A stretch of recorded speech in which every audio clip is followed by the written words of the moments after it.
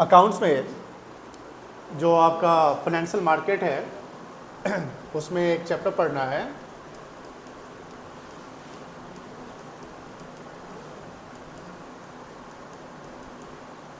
Accounting ratio. Accounting ratio क्या है? ये एक है टूल्स ऑफ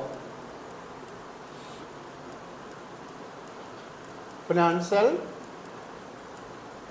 स्टेटमेंट। टूल्स मतलब क्या होता है? वह चीज जिसका यूज करते हैं फाइनेंशियल स्टेटमेंट को क्या करने के लिए? एनालाइज करने के लिए। हम थोड़ा समराइज करते हैं। जैसे 12th में जो हम अकाउंट शुरू किए थे तो हम लोग जो शुरुआत किए थे पहला पार्टनरशिप से। तो पार्टनरशिप का अकाउंटिंग जो था वो एक तरीके से नन कंपनी का अकाउंटिंग था, जहां पर कोई कंपनी का रूल्स फॉलो नहीं करना है, कोई कंपनी का सेक्शन फॉलो नहीं करना है, कोई कंपनी का शेड्यूल फॉलो नहीं करना है। नन कंपनी है, इसके कोई प्रिस्क्राइब्ड बैलेंस शीट नहीं है, और इसके बैलेंस शीट अगर बनाना भी होता है तो हम लोग हॉरिजॉन्टली बनाते हैं।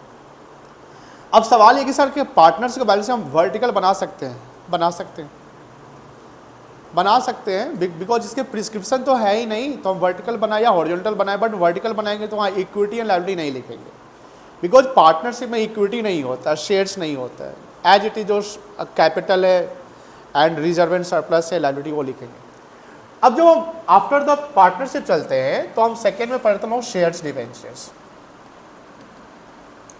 तो शेयर्स डिवेंचर क्या था? शेयर डिवेंचर एनालिसिस नहीं होता है। शेयर डिवेंचर मतलब accounting for issue of shares and accounting for issue of debenture, यानी जो कंपनी फाइनेंशियल मार्केट में जो फंड अरेंज करती है, तो फंड अरेंज करने के जो सोर्सेज होते हैं उसमें एक होता है इंटरनल सोर्स, यानी जो हम शेयर इशू करते हैं, और एक होता है बोरोड सोर्स जिसमें हम डिवेंचर इशू करते हैं आईपीओ के थ्रू। बहुत सारे ऐसे सोर्सेज हैं।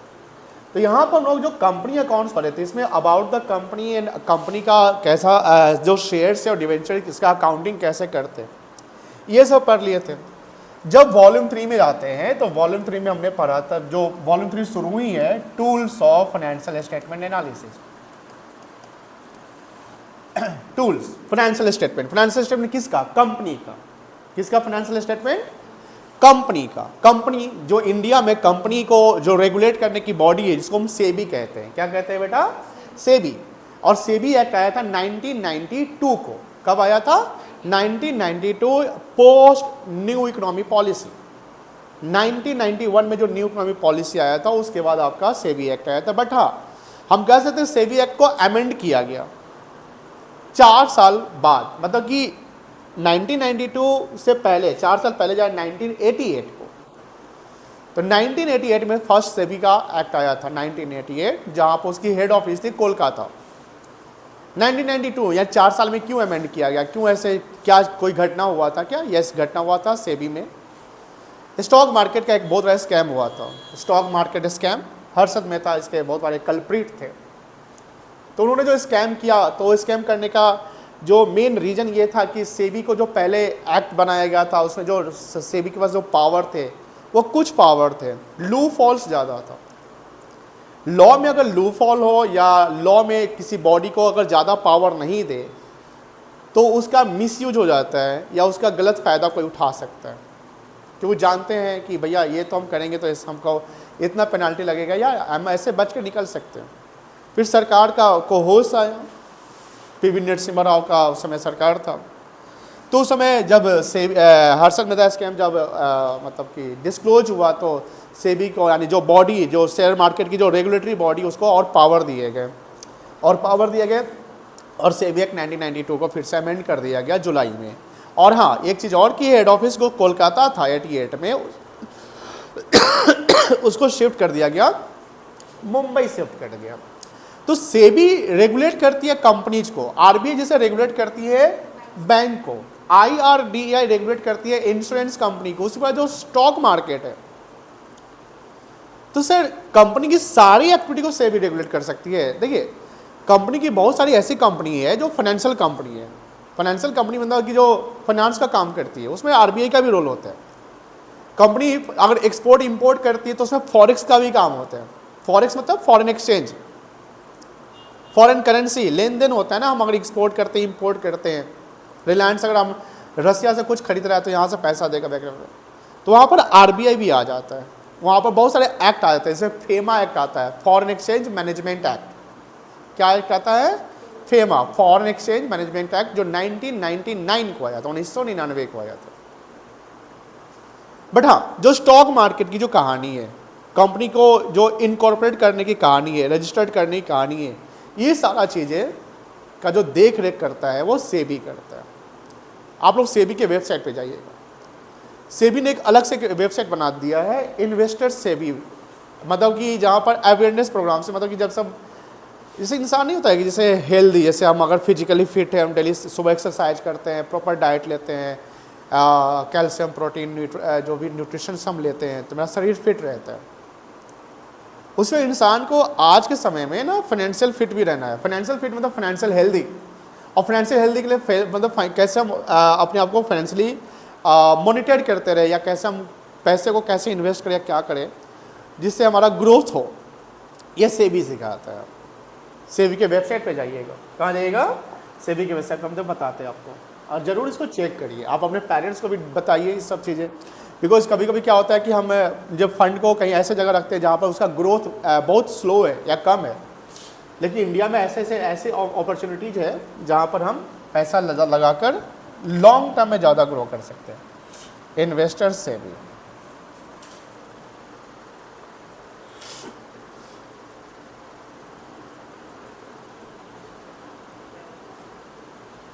sebiinvestor.gov.in, ये अलग से सेबी का एक वेबसाइट है।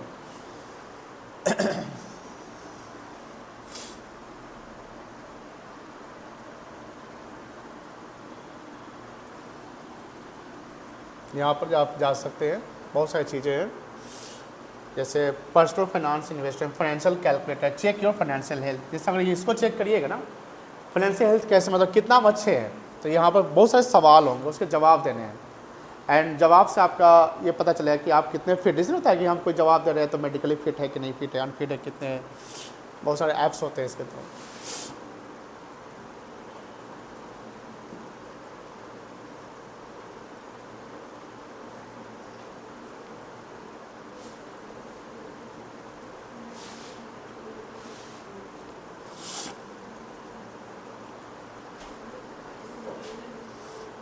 तो टाइम लग रहा है।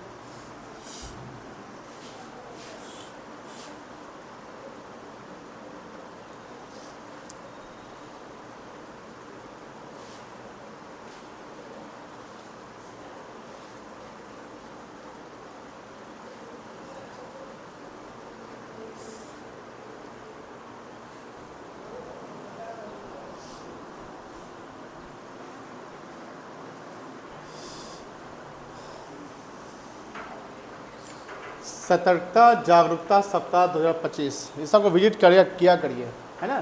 देखो यहाँ पर फाइनेंशियल हेल्थ कहता है ना, चेक योर फाइनेंशियल हेल्थ, ये चेक करिएगा, या अपने पेरेंट्स को लेके पापा ये चेक करिए आप, तो बोले कि हमको नहीं करने आता है, तो आप क्लिक करिए, बोलिए बस आपको यस और नो का जवाब देना है। क्या देना है?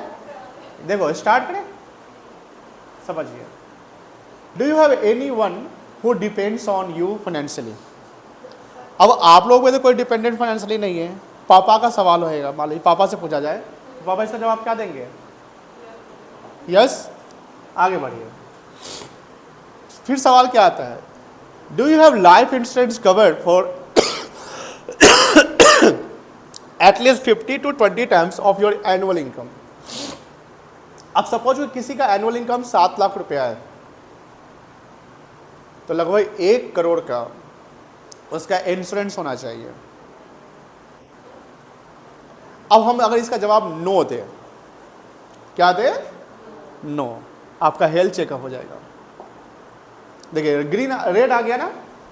सजेशन पढ़िए, ये किसका सजेशन है? कोई एजेंट का नहीं है, ये सरकार के द्वारा बनाया गया एक पार्लियामेंट का एक बॉडी है सेबी, जिसके सेबी की जो कमेटी है, यानी समाज के लिए यहाँ पर रेड लाइट नहीं,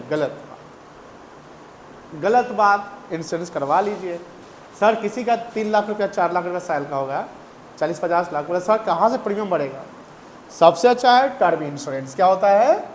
टर्म इंश्योरेंस। अगर 1 करोड़ करवाता है कोई तो कोई ज़्यादा प्रीमियम बनेगा नहीं, आराम से पे कर सकता है। अगर 7 लाख जिसकी एनुअल इनकम है वो इंश्योरेंस प्रीमियम पे कर सकता है। हम इसका जवाब चेंज कर लेते हैं। जैसे हम यस करेंगे ना, ये ग्रीन हो जाएगा।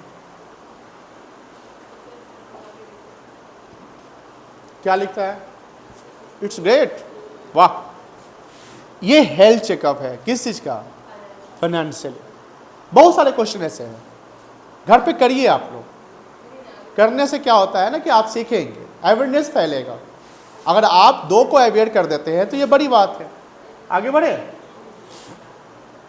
ये क्या है? क्या हेल्थ इंश्योरेंस करवाए हैं? फिर ऑप्शन देखिए, ये कर दे, रेड हो जाएगा। देखो रेड। ऐसी बहुत सारी चीजें हैं जो आप लोग करते रहिएगा। हम आगे बढ़ते हैं। यहाँ आइए, छोड़िए। तो अभी हम लोग सीख रहे थे टूल्स ऑफ फाइनेंशियल स्टेटमेंट, जहां आपने बताया था कि सेबी रेगुलेट करती है किसको? स्टॉक मार्केट को। किसको रेगुलेट करती है? अब स्टॉक मार्केट में जो कंपनीज है वो कंपनी कहीं ना कहीं वो ऐसी कंपनी जो लिस्टेड है जिस पे इन्वेस्टर ट्रस्ट करते हैं। अब इन्वेस्टर ट्रस्ट कैसे करते हैं, क्यों करते हैं? अगर कोई कंपनी फाइनेंशियली हेल्दी है तो ही तो ट्रस्ट बढ़ेगा ना। जैसे हमने अभी हेल्थ चेकअप कराया तो वो इंडिविजुअल का था, एक फैमिली का था, बट कंपनी का भी तो अपना फाइनेंशियल हेल्थ चेकअप होता होगा जिसमें बहुत सारे चार्टर्ड अकाउंटेंट, ऑडिटर होते होंगे जो चेक करते होंगे। तो चेक करने के क्या कुछ मेजरमेंट टूल्स है? जैसे हमने अभी सेबी का चेक करवाया कि हाँ टूल्स है कि हाँ हमारे अगर 7 लाख की इनकम है तो 1 करोड़ होना चाहिए, ये टूल्स हो गया। हमारे घर में इतने हैं तो डिपेंडेंट इतने हैं, तो ये टूल्स हो कि हाँ इनका हेल्थ इंश्योरेंस है कि नहीं, टूल्स हो गया। क्या हम कितना पैसा सेव करते हैं, क्या हम पूरे जो पैसे जो भी हम बचा रहे हैं क्या हम एक ही जगह हम एफडी में रखे हुए हैं कि हम कहीं कहीं और रखे हुए हैं, ये भी चेकिंग है। उसी प्रकार कंपनी भी चेक करती है अपनी फाइनेंशियल हेल्थ और उसके लिए टूल्स अप्लाई करती है। और टूल्स आपके 4 हैं। ऐसे ट्रेंड एनालिसिस भी होता है, जैसे कॉम्परेटिव एंड कॉमन साइज भी आता है। तो टूल्स हमने बताया था, पहला क्या बताया था याद होगा? Common size financial statement. याद है क्या था कॉमन साइज फाइनेंशियल स्टेटमेंट? ये वर्टिकल एनालिसिस था, याद होगा। अब वर्टिकल में क्या था कि जैसे आप अगर एसपीएल बना रहे हैं तो एसपीएल में हमको क्या लेना है? रेवेन्यू फ्रॉम ऑपरेशन को बेस लेना है और इसको 100% मानकर चलना है। और अगर बैलेंस शीट ले रहे हैं तो बैलेंस शीट में टोटल और बैलेंस शीट जो है इक्विटी और लायबिलिटी का, इसको 100% मानना है और इसका हर आइटम कितना परसेंटेज है। सेकेंड टूल्स हम लोग क्या देखे थे? सेकेंड टूल्स देखे थे आपका कॉम्परेटिव फाइनेंशियल स्टेटमेंट। क्या था बेटा? Comparative financial statement. और ये क्या था? ये आपका था आपका हॉरिजॉन्टल। हॉरिजॉन्टल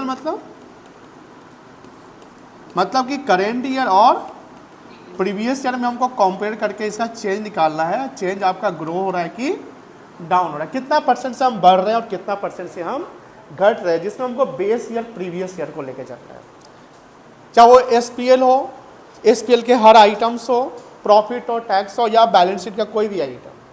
शेयर्स 10 लाख से 12 लाख हो गया, डिवेंचर 10 लाख से 9 लाख हो गया, तो कोई चीज़ घट रहा है या कोई चीज़ बढ़ रहा है वो निकालना है। इससे पता चलता है कि हमारा ग्रोथ क्या है। मान लो प्रॉफिट बिफोर टैक्स बढ़ गया तो अच्छी बात है, प्रॉफिट बिफोर टैक्स घट गया खराब बात है। क्यों घटा, क्यों बढ़ा, रीजन फाइंड आउट करो। जैसे हम लोग कंट्रोलिंग पढ़े थे बीएसटी में, याद है ना? तो यहाँ भी कंट्रोलिंग चल रहा है।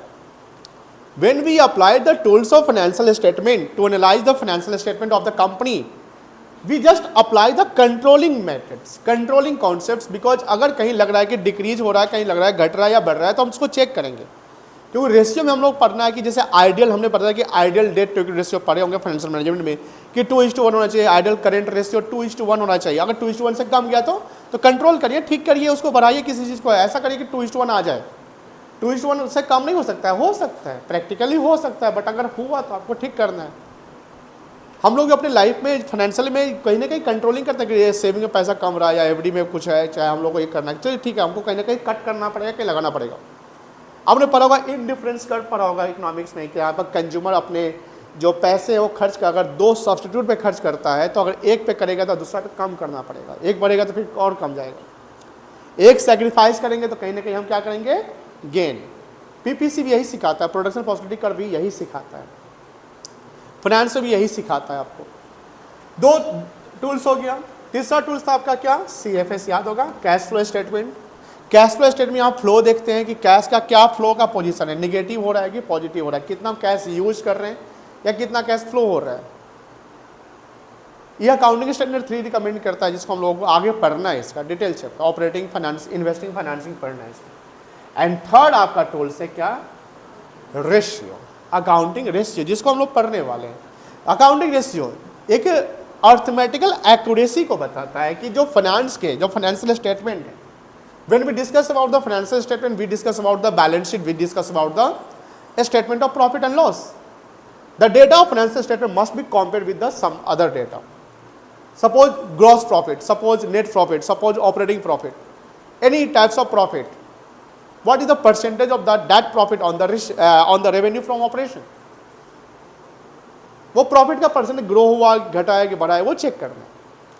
और हम बैलेंस शीट की बात करते हैं, बैलेंस शीट में हमारा शेयरहोल्डर्स फंड होता है, नॉन करंट लायबिलिटी होता है, करंट लायबिलिटी होता है। वो एसेट्स की बात करते हैं तो नॉन करंट एसेट्स और करंट एसेट्स होता है। उसको भी हमको चेक करना है कि वो पोजीशन क्या है। हमने जब फाइनेंशियल मैनेजमेंट पढ़ा था तो मैनेजमेंट में यही सिखाया था कि अगर कैपिटल है तो उस कैपिटल का हम प्रोपोर्शन, मतलब कि डिवीजन करेंगे, fix capital and working capital, कि फिक्स के लिए कितना रखना है, वर्किंग के लिए कितना रखना है। Working capital means the capital और the fund which are available for use for short term period, day to day expenses को पे आउट करने के लिए, क्रेडिटर्स का पेमेंट करना है, रेंट का, सैलरी का, कोई भी खर्चा पेमेंट करना है, उसके लिए किसका यूज करेंगे, वर्किंग कैपिटल। ये सारा रेशियो हमको पढ़ना है इस आने वाले चैप्टर्स में, अकाउंटिंग रेशियो। अब अकाउंटिंग रेशियो की जब हम बात करते हैं तो अकाउंटिंग रेशियो को बेसिकली 4 भागों में बांटा गया है। कितने भागों में बेटा, इसके नोट्स आप लोगों को चले गए हैं। अकाउंटिंग रेशियो, आज हम लोग इसी रेशियो के बारे में जानेंगे कि अकाउंटिंग रेशियो का जो 4 मेन पार्ट है, इसमें क्या क्या पढ़ना है। तो अकाउंटिंग रेशियो पहला जो है आपका है लिक्विडिटी। लिक्विडिटी मीन्स क्या, liquid flow.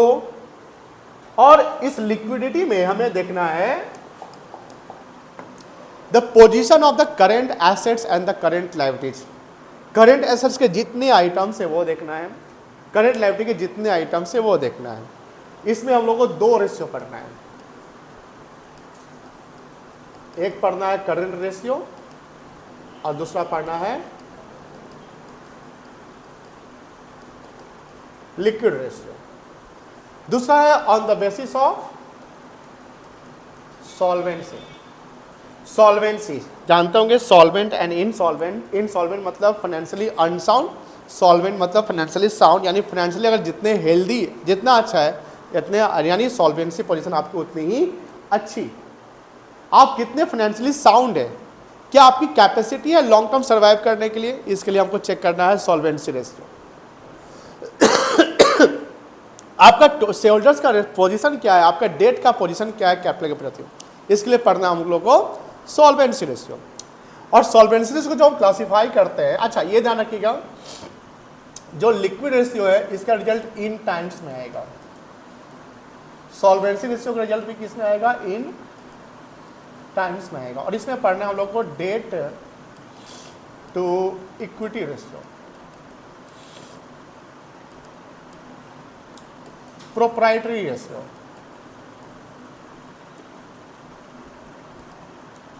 Total asset to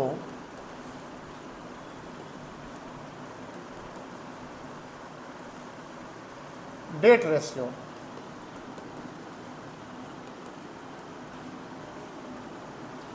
interest coverage ratio, और एक वर्किंग कैपिटल ना, वर्किंग कैपिटल टर्नओवर रेशियो। इसका है आपका कैपिटल प्रोडक्शन है, हाँ, capital debt to capital employed, debt to capital employed ratio. This is the situation of the solvency. किसके पढ़ना है बेटा? सॉल्वेंसी में। थर्ड है आपका एक्टिविटी। एक्टिविटी मतलब क्या? एक्टिविटी मतलब क्या? बताओ रिसु, क्या? हाँ, नींद आ रही है? परफॉर्मेंस। क्या? परफॉर्मेंस की परफॉर्मेंस क्या? आपका क्या है? स्टॉक है, क्या डेटर का रेशियो है? इससे पढ़ना क्या क्या है? इससे पढ़ना है इन्वेंट्री टर्नओवर रेशियो। क्या पढ़ना है? बोलो जी। Inventory turnover ratio. दूसरा ट्रेड रिसीवेबल।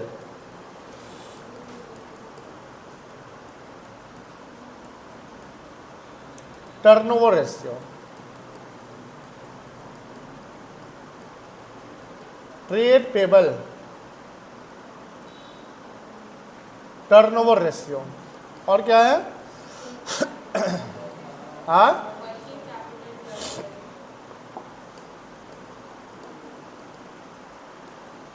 एक और था ना, वर्किंग कैपिटल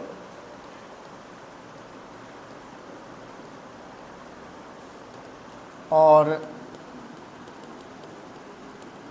फिक्स्ड एसेट्स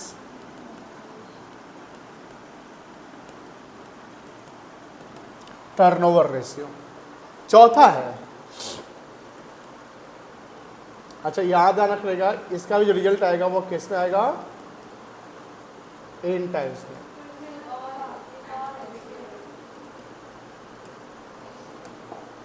क्या क्या है? एक और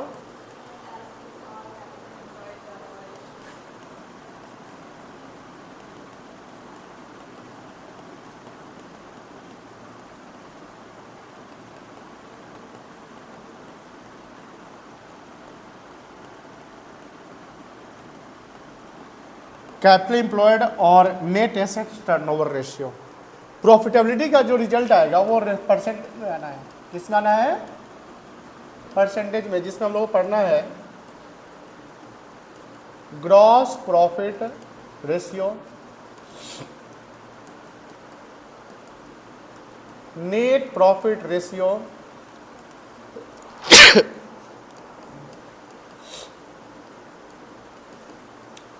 operating profit ratio,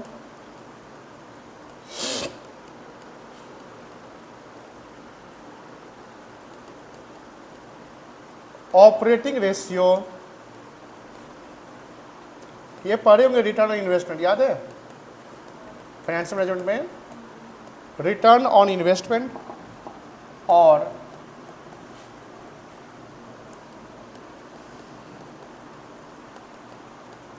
return on capital employed और ईपीएस डीपीएस, ये सारा रेशियो पढ़ना है। टोटल कितना हो गया? 2, 5, 6, 6 यहाँ कर दो। 6 6 12 5 17 2 19, टोटल 19 रेशियो के फॉर्मूला हम लोग को समझने हैं। ध्यान रखिएगा, कितना? 19। ठीक है। अब इस 19 के लिए हमने आपको एक फ्लो चार्ट दे दिया है। फ्लो चार्ट सॉरी, फॉर्मूला का हमने आपको कॉलम बना दिया है। लिक्विडिटी का यहाँ बता दिया। उसके बाद सॉल्वेंसी का, इसमें आपका 2 रेशियो छूटा हुआ है, हम लोग ऐड ऑन कर लेंगे। एक्टिविटी, इसे आपका आई थिंक 1 छूटा हुआ है, इसमें उसको ऐड ऑन कर, 2 छूटा हुआ है ऐड कर, इसमें 1 छूटा हुआ है और इसमें 2 छूटा हुआ है, ऐड कर लेंगे। इसमें प्रॉपर है, कोई दिक्कत नहीं है।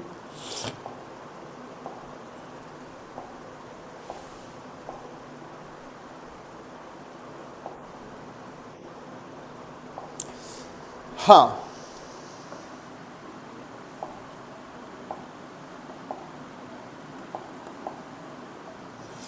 लिक्विडिटी,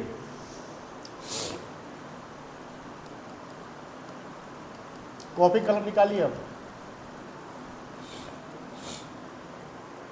कॉपी कलम निकालिए।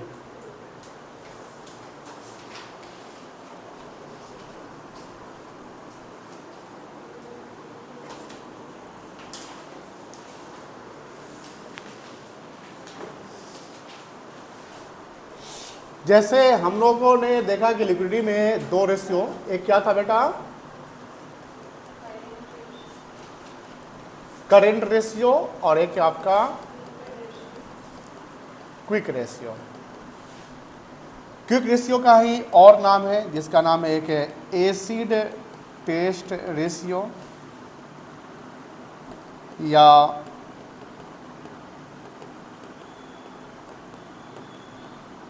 Liquid ratio. First of all current ratio क्या है? It shows the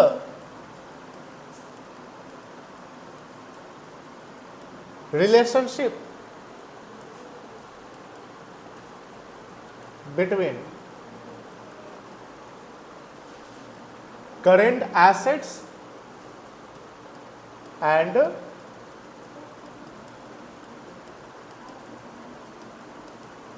current liabilities। ध्यान देना,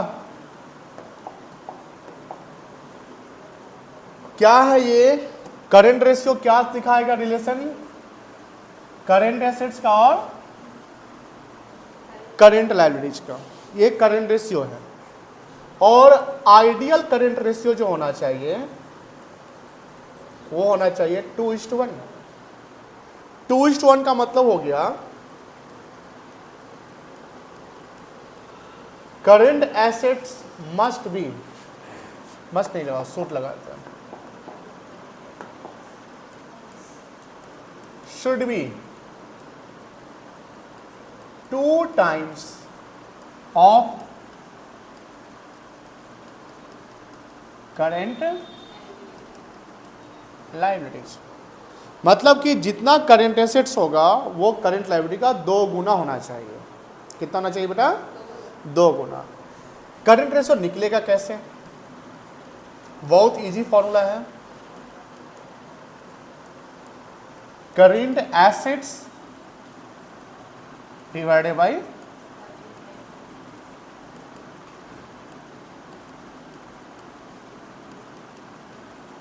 current liabilities. Sir current assets क्या क्या होता है? नाम बता सकते हैं कोई बच्चे? क्या क्या हो सकता है करेंट एसेट्स? नाम बताओ।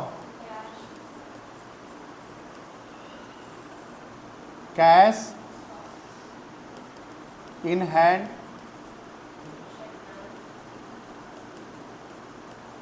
Cash at bank, stock,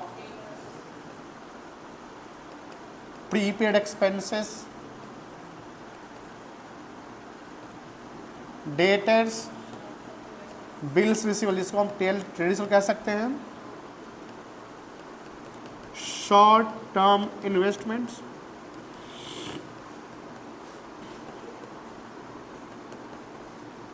short term loans and advances भी हो सकता है,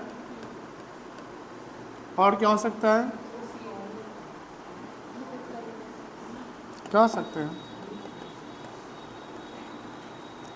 अदर करेंट एसेट्स।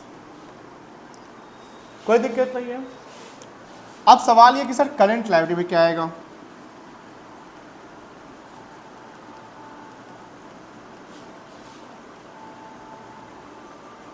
बता सकते हैं? Bank overdraft, creditors, bills payable, short term borrowings, income advances, outstanding expenses. अच्छा, यहाँ इनकम एक्रूड लिख देना कोई भी। Very good question. Income advance मतलब जो इनकम बना उसे बनने से पहले हमने जो रिसीव कर लिया इनकम, उसको इनकम एडवांस कहेंगे। आउटस्टैंडिंग एक्सपेंसेस, और क्या बोल रहे थे आप?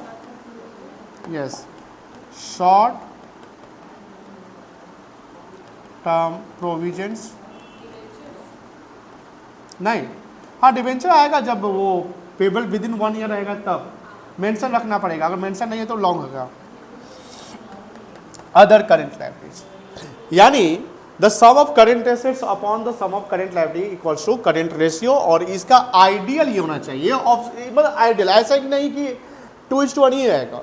अब जब 2:1 का मतलब ये हो गया कि अगर करेंट लायबिलिटी x है तो करेंट एसेट कितना होना चाहिए 2x।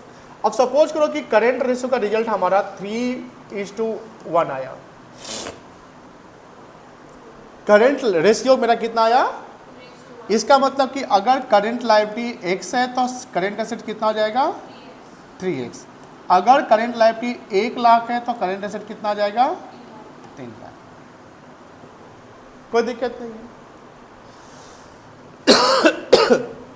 जब हम क्विक रेशियो की बात करते हैं तो इसका फॉर्मूला क्या है, quick assets divided by current liabilities.